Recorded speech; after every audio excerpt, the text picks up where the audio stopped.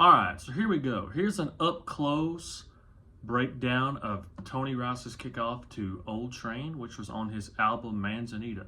So, capo, 3rd fret, and D position, so we'll be playing out of the key of F major. All right? So real slow.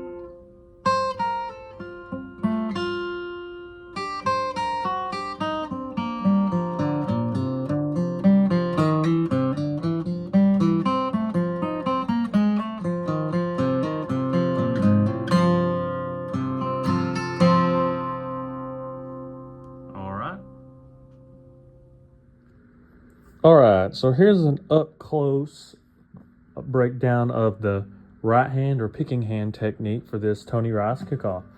So, real slow.